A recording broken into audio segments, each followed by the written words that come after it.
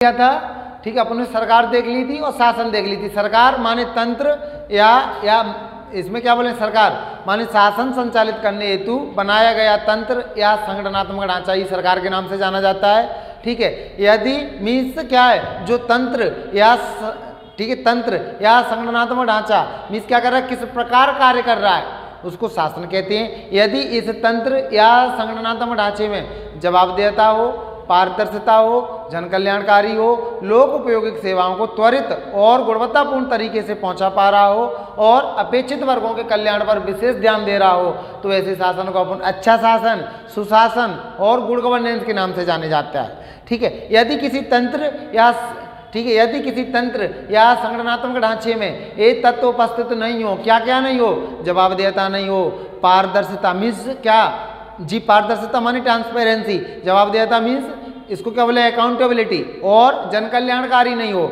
Means जनता के कल्याण पर विशेष ध्यान नहीं दे रहा हो और लोक उपयोगी सेवाओं को त्वरित और गुणवत्तापूर्ण तरीके से नहीं पहुंचा पा रहा हो, अपेक्षित वर्गों के कल्याण पर विशेष ध्यान नहीं दे रहा हो, तो ऐसे शासन को अपन बोलते हैं कुशासन या बैड गवर्नेंस के नाम से जानते हैं। आगे अपन देखते हैं शासन के अंग।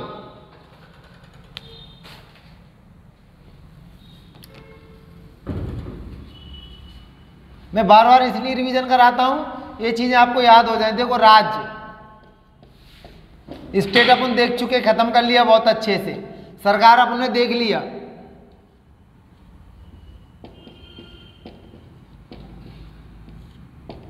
और शासन भी देख लिया। अब देखेंगे शासन के अंग, और लास्ट वन क्या है आपका, लोकतंत्र, डेमोक्रेसी।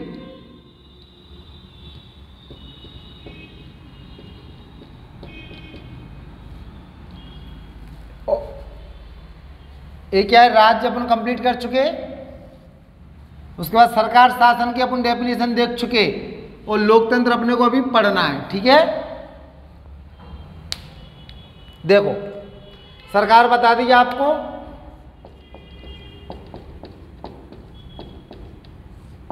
और शासन बता दिया आपको। अब दोबारा नहीं मैं करूंगा, एक बार रिवीजन करवा दिया। ठीक है, अब देखेंगे इसके अंग। अंग में कौन कौन से, 3। एक तो विधायिका, कार्यपालिका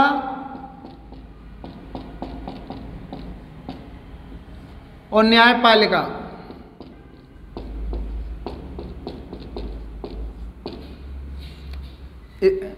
मीन्स इसमें विधायिका, कार्यपालिका और न्यायपालिका। अब देखना, विधायिका देखेंगे पहले अपन। विधायिका क्या है, कार्यपालिका क्या है और न्यायपालिका क्या है। देखना, विधायिका क्या करेगी, विधि निर्माण, नीति निर्माण और कानून का निर्माण। विधि निर्माण, नीति निर्माण, कानून का निर्माण जिस निकाय द्वारा किया जाता है या जिस संस्था द्वारा किया जाता है, ठीक है, या जिस बॉडी द्वारा किया जाता है, उसी निकाय को विधायिका की संज्ञा दी जाती है।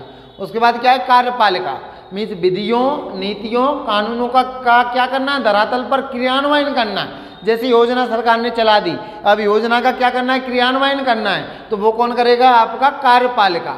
विधियों, नीतियों, कानूनों का क्रियान्वयन जिस निकाय द्वारा किया जाता है उसको कार्यपालिका की संज्ञा दी जाती है। उसके बाद न्यायपालिका, जैसे सरकार ने कोई नीति बनाई, कोई योजना लेके आई या कोई मीन्स अधिकार अधिनियम वगैरह लेके आई, क्या उस नीति, क्या उस योजना, क्या उस अधिनियम से जो मौलिक अधिकार हैं उनका हनन हो रहा है, जनता पर विपरीत प्रभाव पड़ रहा है और पर्यावरण को हानि पहुंच रही है, तो इन सभी चीज़ों की समीक्षा कौन करता है, न्यायपालिका। ये कौन करेगा, न्यायपालिका करेगा। अर्थात सरकार द्वारा बनाई गई विधियों, नीतियों, कानूनों की समीक्षा जिस निकाय द्वारा करते हैं उस निकाय को न्यायपालिका की संज्ञा देते हैं। और उसके बाद सुप्रीम न्यायपालिका कौन सी है, सुप्रीम कोर्ट, जो कहाँ है, दिल्ली। और राज्य के स्तर पर कौन हो गए, हाई कोर्ट हो गए। जिला स्तर पर कौन से हो गए, डिस्ट्रिक्ट कोर्ट हो गए। ये क्या करेगी, समीक्षा करेगी। ठीक है, अब अपन देख लेते हैं बारी बारी तीनों को। ठीक है, अब अपन बारी बारी लिख लेते हैं इनके बारे में 3-3 लाइन। अगर मेंस में आता है तो अपन लिख देंगे बहुत अच्छे से। विधायिका, इसके बारे में क्या लिखेंगे, विधायिका क्या करेगी, विधि निर्माण क्या करेगी? विधि निर्माण, नीति निर्माण, क्या लिखा है? विधि निर्माण, नीति निर्माण और कानून का निर्माण, और कानूनों का निर्माण, कानूनों का निर्माण जिस निकाय द्वारा किया जाता है। ठीक है, मैंने क्या लिखा है? विधि निर्माण, नीति निर्माण, कानूनों का निर्माण जिस निकाय द्वारा किया जाता है, जिस निकाय द्वारा किया जाता है,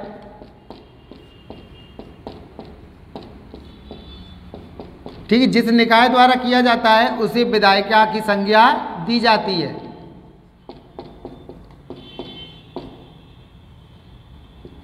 उसे विधायिका की संज्ञा दी जाती है।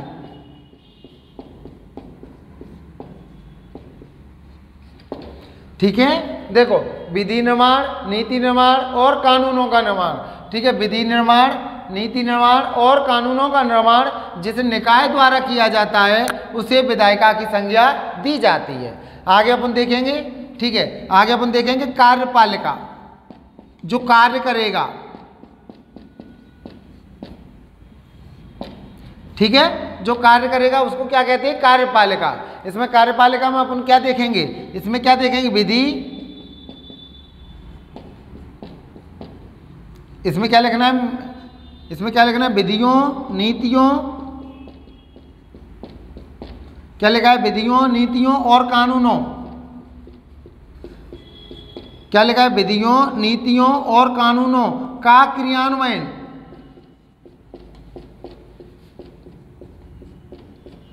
का क्रियान्वयन जिस निकाय द्वारा किया जाता है। ठीक है, जिस निकाय द्वारा किया जाता है,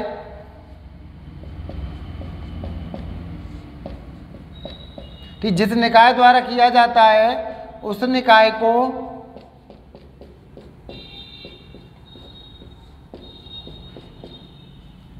उस निकाय को, उसको निकाय को अपन क्या बोलते हैं? कार्यपालिका। उस निकाय को कार्यपालिका की संज्ञा दी जाती है।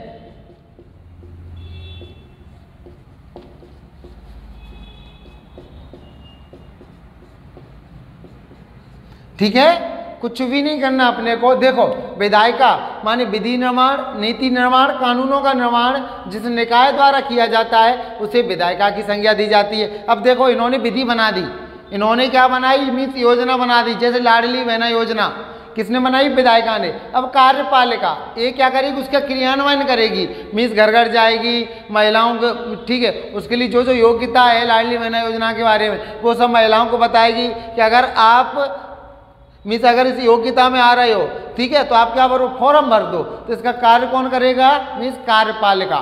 विधियों, नीतियों, कानूनों का क्रियान्वयन जिस निकाय द्वारा किया जाता है उस निकाय को कार्यपालिका की संज्ञा दी जाती है। ठीक है, उसके बाद आगे अपन देख रहे हैं न्यायपालिका। उसके बाद अपन आगे देख रहे हैं न्यायपालिका क्या है। ठीक है, आगे देखते हैं न्यायपालिका क्या है। इसको हटा दें।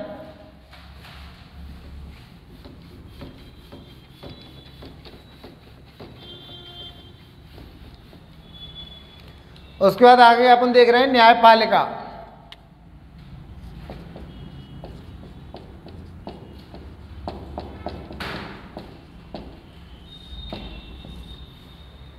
उसके बाद आगे अपन देखते हैं न्यायपालिका। इसमें क्या है? विधियों, क्या लिखना है? विधियों, नीतियों, ठीक है, विधियों, नीतियों और कानूनों, ठीक है, विधियों, नीतियों और कानूनों की समीक्षा, की समीक्षा जिस निकाय द्वारा की जाती है, की समीक्षा जिस निकाय द्वारा की जाती है, की समीक्षा जिस निकाय द्वारा की जाती है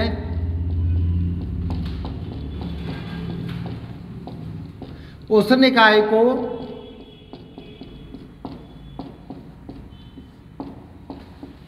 उस निकाय को न्यायपालिका,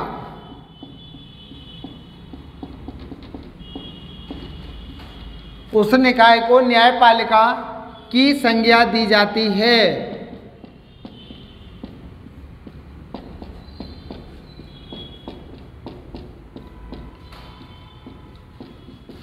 उस न्याय को, ठीक है, विधियों, नीतियों, कानूनों की समीक्षा जिस निकाय द्वारा की जाती है उस निकाय को न्यायपालिका की संज्ञा दी जाती है। ये आपकी विधायिका हो गई, कार्यपालिका हो गई, न्यायपालिका हो गई। उसके बाद अपन देखते हैं कार्यपालिका के प्रकार। ठीक है, अगली हेडिंग है अपनी कार्यपालिका के प्रकार। इसको लिख लो 1 मिनट। ठीक है, अगली हेडिंग अपनी क्या है? कार्यपालिका के प्रकार। मिटा दें इसको।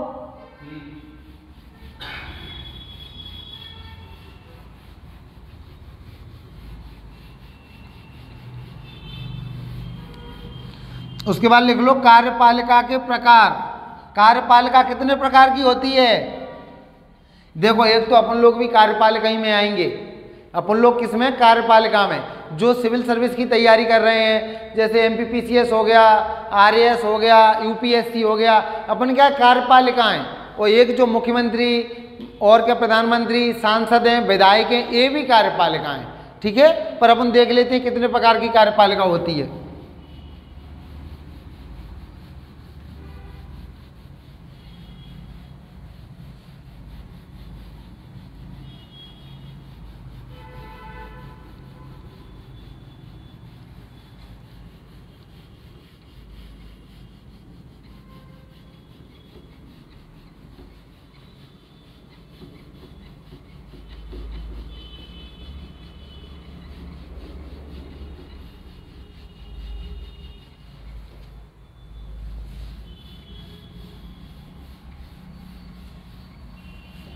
उसके बाद अपन देखते हैं कार्यपालिका के प्रकार।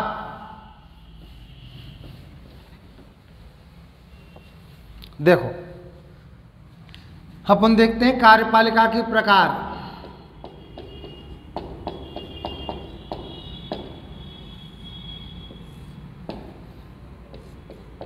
ये क्या करती कार्यपालिका? विधियों, नीतियों, ठीक, विधियों, नीतियों और कानूनों का क्रियान्वयन। ये क्या करती है? ठीक, विधियों, नीतियों और कानूनों का क्रियान्वयन।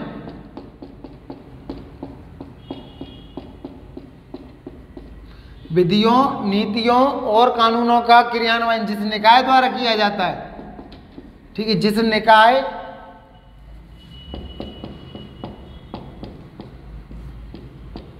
जिस निकाय द्वारा किया जाता है,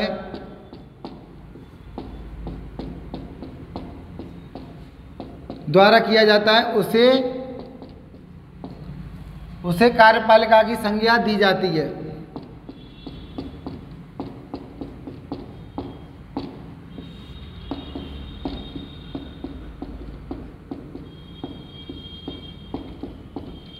उसे कार्यपालिका की संज्ञा दी जाती है।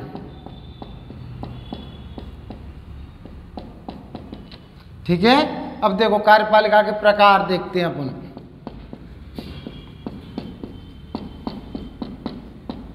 अब देखते हैं कार्यपालिका के प्रकार। अर्थात, ठीक है, अर्थात कार्यपालिका कितने प्रकार की होती है? 2 प्रकार की।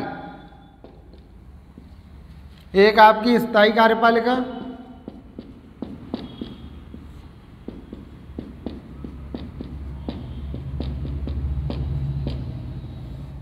एक आपकी अस्थायी कार्यपालिका।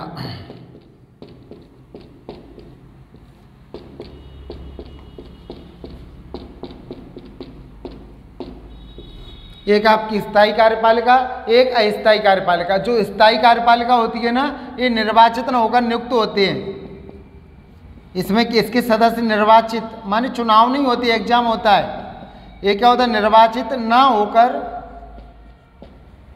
क्या लिख रहा हूं? निर्वाचित ना होकर नियुक्त होते हैं। क्या लिख रहा हूं? निर्वाचित ना होकर नियुक्त होते हैं। और एक निश्चित समय अवधि तक, एक निश्चित समय अवधि तक एक निश्चित समय अवधि तक क्या करते हैं, अपने पद पर बने रहते हैं।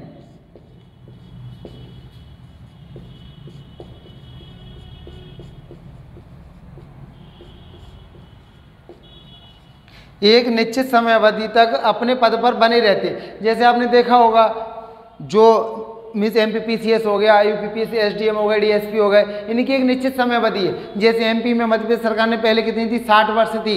मीन्स क्या, अरे मीन्स पहले आयु कितनी थी सेवानिवृत्ति की, 60 वर्ष थी। अब 60 से कितनी कर दी है, 62 वर्ष कर दी है। तो एक निश्चित समय अवधि तक अपने पद पर बने रहेंगे, ठीक है। और निर्वाचित नहीं होते, नियुक्त होते हैं, एग्जाम को पास करके नियुक्त होते हैं। जिस इसको बोलते हैं अपन मीन्स इसको स्थायी कार्यपालिका, स्थायी कार्यपालिका। एक होती है इसको बोलते हैं अस्थायी कार्यपालिका, ये निर्वाचित होते हैं, जनता चुनती है, निर्वाचित होते हैं, ठीक है। ये क्या होते हैं, निर्वाचित होते हैं। जैसे सांसद हो गए, विधायक हो गए,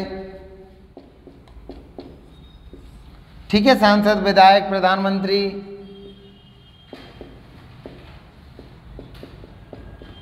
और जब तक सदन में बहुमत होता है, जब तक सदन में बहुमत होता है तब तक अपने पद पर बने रहते हैं। जब तक विश्वास मत इनको प्राप्त होता है तब तक अपने पद पर बने रहते हैं। जैसे ही ठीक है, ठीक है, जैसे अल्पमत में आते हैं, ठीक, जैसे ही अल्पमत में आते हैं तो अपने पद से मीन्स क्या होते हैं, अलग हो जाती है, त्याग पत्र देते हैं या हट जाते हैं। इसको बोलते हैं अस्थायी कार्यपालिका। तो एक कार्यपालिका के आपके प्रकार हैं, आगे देखें अपन, उसके बाद अपन आगे कंटिन्यू कर रहे हैं, ठीक है।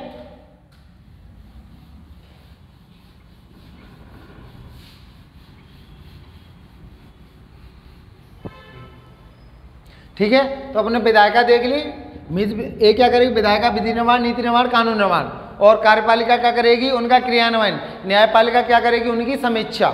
उसके बाद कार्यपालिका के अपने प्रकार देख लिए, कौन कौन से, स्थायी कार्यपालिका और अस्थायी कार्यपालिका।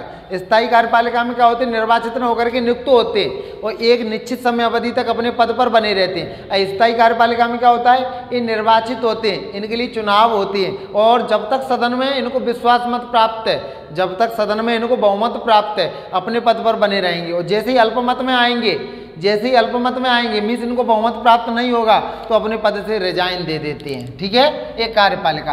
अब जो आपकी राजनीतिक कार्यपालिका है ना, अस्थायी कार्यपालिका, ये ठीक है, इसके भी अपन प्रकार देख लेते। राजनीतिक कार्यपालिका, ये कौन सी कार्यपालिका है, राजनीतिक कार्यपालिका।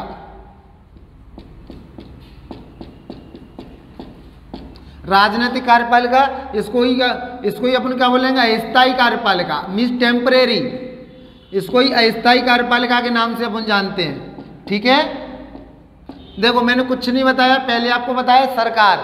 सरकार क्या है, शासन संचालित करने हेतु, शासन संचालित करने हेतु बनाया गया तंत्र या संगठनात्मक ढांचा ही सरकार कहलाता है।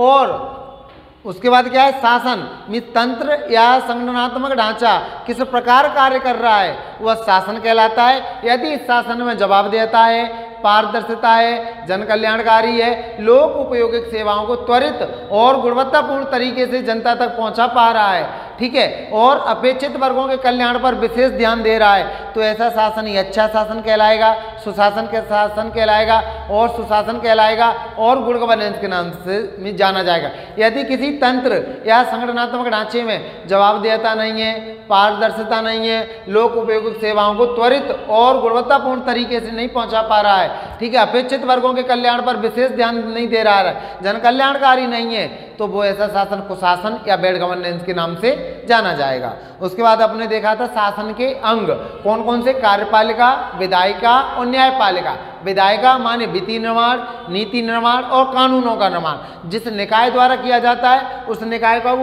ठीक है, उस निकाय को विधायिका की संज्ञा दी जाती है। उसके बाद कार्यपालिका मीन्स विधियों, नीतियों, कानूनों का क्रियान्वयन, विधियों, नीतियों, कानूनों का क्रियान्वयन जिस निकाय द्वारा किया जाता है उस निकाय को कार्यपालिका की संज्ञा दी जाती है। उसके बाद है न्यायपालिका। न्यायपालिका माने विधियों, नीतियों, कानूनों का की समीक्षा, विधियों, नीतियों, कानूनों की समीक्षा जिस निकाय द्वारा की जाती है उस निकाय को न्यायपालिका की संज्ञा दी जाती है, उस निकाय को न्यायपालिका की संज्ञा दी जाती है। ठीक है, उसके बाद अपन ने देखे कार्यपालिका के प्रकार। उसके बाद अपन ने क्या देखा है, कार्यपालिका के प्रकार। कार्यपालिका कितने प्रकार की होती है, तो कार्यपालिका दो प्रकार की होती है, स्थायी कार्यपालिका और अस्थायी कार्यपालिका। स्थायी कार्यपालिका में ये निर्वाचित न होकर के नियुक्त होते हैं और निश्चित समय अवधि तक अपने पद पर बने रहते हैं। अस्थायी कार्यपालिका में ये निर्वाचित होते हैं और जब तक सदन में इनको बहुमत प्राप्त होता है, ठीक है, तब तक अपने पद पर बने रहते हैं। जैसे ही विश्वास खोते हैं तो इनको अपने पद से रिजाइन करना पड़ता है। उसके बाद राजनीतिक कार्यपालिका या अस्थायी कार्यपालिका, इसके अंदर इसके प्रकार देखेंगे अपन। एक तो कौन सा है, संसदीय शासन प्रणाली।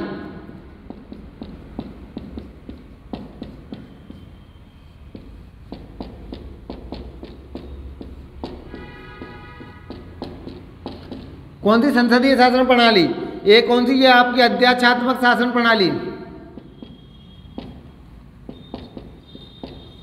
अध्यक्षात्मक शासन प्रणाली अर्थात इसको क्या बोलेंगे भैया, प्रेसिडेंशियल। ठीक है, presidential form of government, form of government. ठीक है, एक आपकी दोहरी कार्यपालिका, दोहरी, ये सब 3-3 मार्कर क्वेश्चन है। दोहरी कार्यपालिका, एक आपकी दोहरी कार्यपालिका हो गई, एक कौन सी हो गई, दोहरी कार्यपालिका। ठीक है, दोहरी कार्यपालिका के बाद और कौन सी, बहुल कार्यपालिका, बहुल।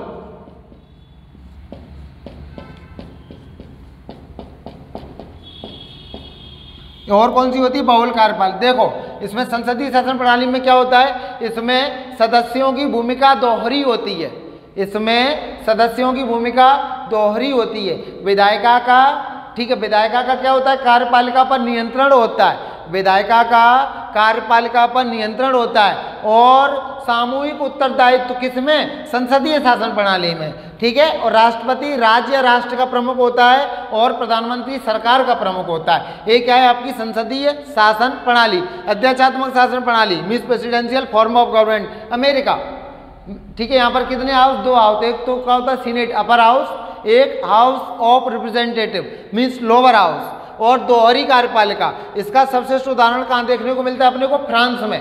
ठीक है, दोहरी कार्यपालिका, ठीक, दोहरी कार्यपालिका का सर्वश्रेष्ठ उदाहरण, ठीक है, दोहरी कार्यपालिका का सर्वश्रेष्ठ उदाहरण अपने को फ्रांस में देखने को मिलता है। यहाँ आधी शक्ति राष्ट्रपति के पास, आधी शक्ति प्रधानमंत्री और उसकी मंत्रिपरिषद के पास होती है। ठीक है, दोनों को बराबर में शक्तियाँ प्राप्त होती हैं। ठीक है, उसके बाद आता है बहुल कार्यपालिका। बहुल, इसका सबसे उदाहरण कहाँ है, बहुल कार्यपालिका का स्विट्जरलैंड में।